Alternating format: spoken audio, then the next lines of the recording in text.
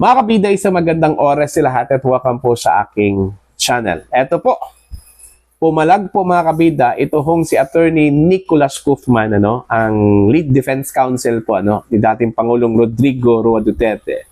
Dito ho kay Attorney Cristina Conti, ang sinasabi ho nilang Assistant to Counsel dyan po sa International Criminal Court, Dahil daw sa pagkakalat ng mga maling impormasyon patungkol ho daw dun sa mga supporters ni dating Pangulong Duterte na tinatakot daw mga kabida ito hong mga potential witnesses po nila, Okay?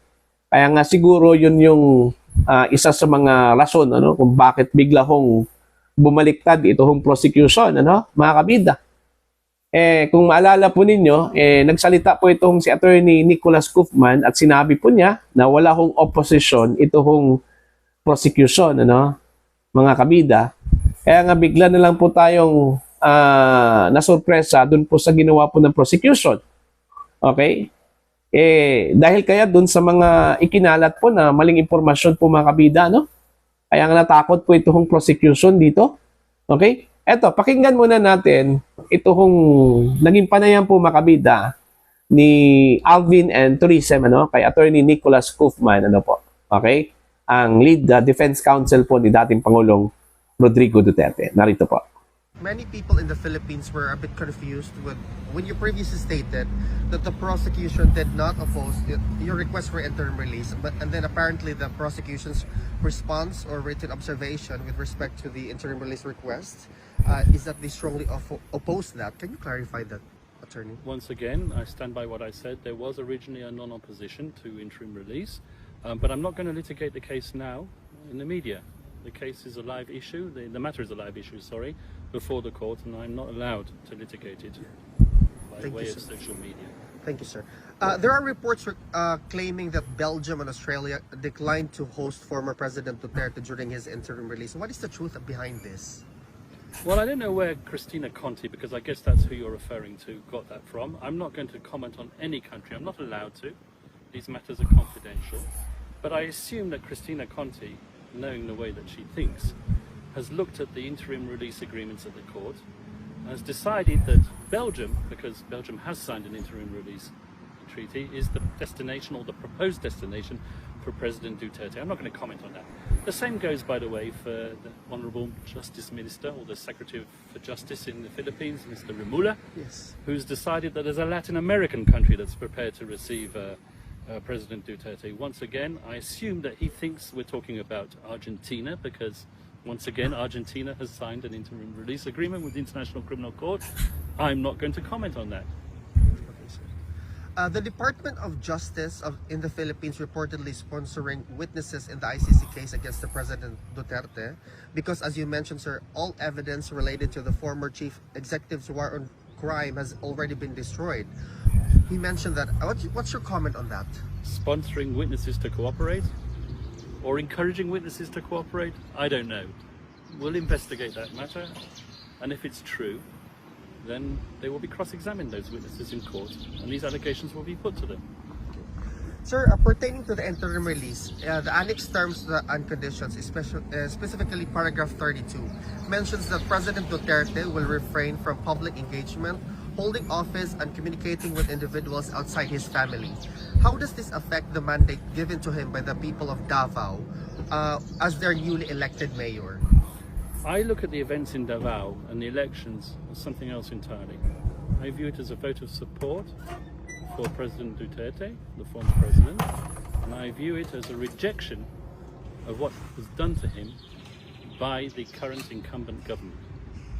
I don't view that as a mandate to rule Davao. Yes, of course, if he was released, then he would rule Davao, but he's not. He's sitting here in a prison. Physically, he's not able to govern at the present moment in time. It would be irresponsible for him, and he has told me that. Okay. Are there already arrangements for his oath taking? I'm not going to comment on that matter. Okay. Who is exactly considered outside his family in the context of the interim release, sir? Well, interim release, once again, is a matter which has to be decided. And also the scope of people who are in his family will also be decided. Sir, Could appeals or objections from civil society groups or international organizations influence the court's decision on the urgent interim release motion? The victims have a right to make their voice heard, and they can comment on the application for interim release. And the court has already ordered the victims to make their observations known. They do that through a dedicated office in the court, which is called the OPCV, and the OPCV has responded. As I said, respect the judicial process. A lot of gossip, a lot of allegations have been made, especially by people like Attorney Cristina Conti, that the supporters of former President Duterte are threatening witnesses or trolling judges. That is simply not true. Just respect the judicial process. Ayon po, ang sabi po ni Attorney Kaufman, mga kabida, hindi naman daw totoo yung mga gossips, yung mga ikinalat po na maling impormasyon po, mga kabida, laban ho sa mga supporters po ng dating Pangulo. Anyway, may presentation of evidence naman po dyan, mga kabida, kung totoo talagang tinatakot po ng mga supporters po ng dating Pangulo itong mga witnesses po nila, mga kabida. Nung una po, si dating Pangulo Duterte yung may influence po para takutin itong mga witnesses. Ngayon, itong mga supporters na po niya, ano ba talaga? Siguro, na-realize po siguro nila, na wala talagang kakayahan po itong si Digong. Okay? Now, pinanindigan din ni Attorney Nicholas Kaufman, ito hong nauna po niyang pahayag na walang opposition, ito pong prosecution, Okay? Kasi yun yung original na sinabi po kumbaga kasunduan po mga kabida. Na-surprise na lang po ang lahat nang bigla hong nagpadala po ng comment ito hong prosecution na tutol po sila dito ho sa interim release. Okay? Kaya nga duda po ako dun ho sa mga maling impormasyon Baka yun yung isa sa mga naging rason po ng prosecution kung bakit po sila bumaliktad, mga kabida. Kasi ang sabi po ni Attorney Kaufman, yun yung original na sinabi. Walang opposition Tapos bigla hong nag-oppose. Okay? Although, part of strategy yun, mga kabida, yung ginawa po ni Attorney Conti, yung sinabi po ni Attorney Kaufman na nagkakalat po ng mga maling impormasyon. Part of strategy po yun. Pero, hindi naman po ganun Di ba? Dapat tama yung sinabi po ni Attorney Kaufman na respetuhin po natin itong judicial process. Okay? Kumbaga, be fair. Di ba? Be fair. Huwag ho magkalat po ng mga maling impormasyon.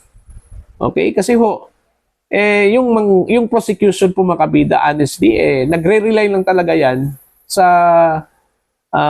mga tumutulong po dito sa mga witnesses po, Just like Attorney Conti, yung iba pang mga abogado po dyan mula sa Pilipinas, yung iba pang mga Philippine lawyers, mga kabida, nagre-rely lang po yan. Okay? Ito hong prosecution. Kaya kung ano yung sinasabi po ng mga tumutulong ho dito sa mga witnesses, posible yun yung paniniwalaan po ng prosecution po, mga kabida. Kung ang sinasabi po ng tumutulong dito sa mga witnesses na namimiligro yung kanila pong mga buhay dahil may mga banta po sa kanila, maniniwala talaga itong prosecution.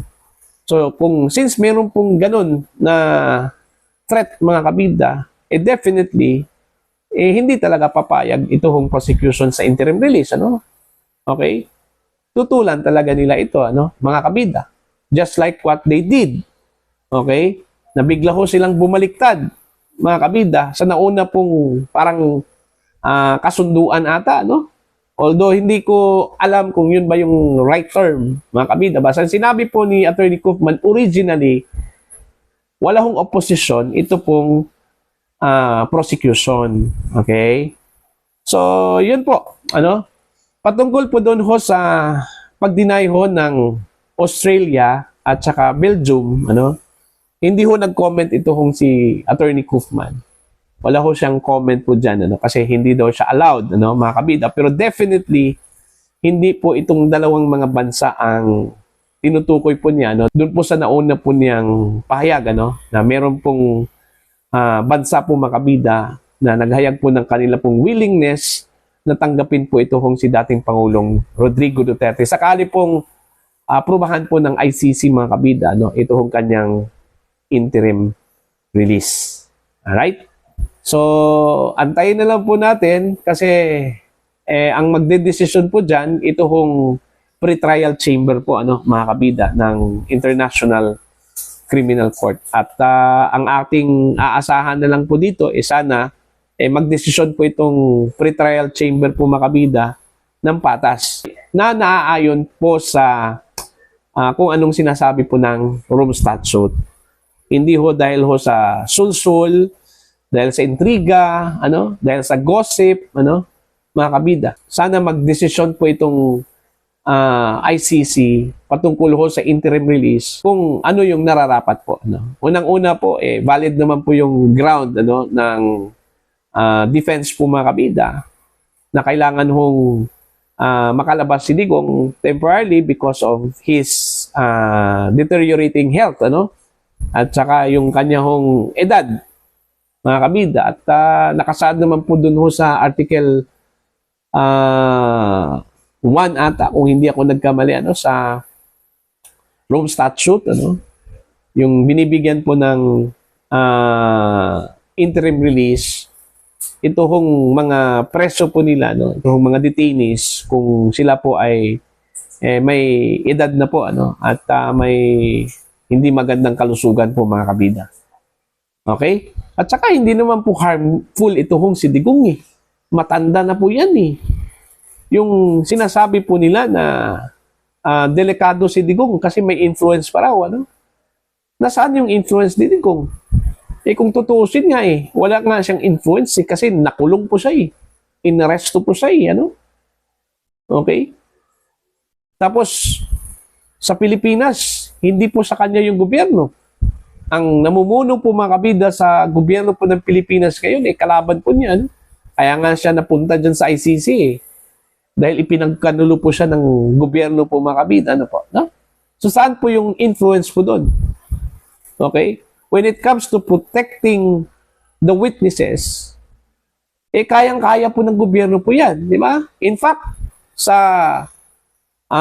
commitment po ng BBM administration po, mga kabida, ano, na sila po ang mag-secure dito sa mga witnesses, kayang-kaya na po yan nila. Tapos plus meron pa pong offer na dadalhin nila mga witnesses na ito, ano, papuntang International Criminal Court. So saan po yung influence po ni Digong dito, ano? Wala. Kaya nga, sana po, korte, ICC, hindi magpapadala sa intriga. Okay? Dapat maging reasonable naman po itong korte, ano? Itong International Criminal Court. Ayaw kong maniwala po, mga kabida, na korte, itong International Criminal Court ay highly politicized as alleged by President Donald Trump, ano? Na itong ICC, kaya nga ayaw nila sa ICC because highly politicized na po. So, ayaw ko ring maniwala na si dating Pangulong Duterte ay magiging biktima ng politika dyan po sa International Criminal Court. Okay? So, yun lang po. Para po sa inyo, mga kabida, ano po ang inyong opinion at pananaw dito? Please comment down. Sa mga hindi pa po subscriber sa aking channel, please subscribe.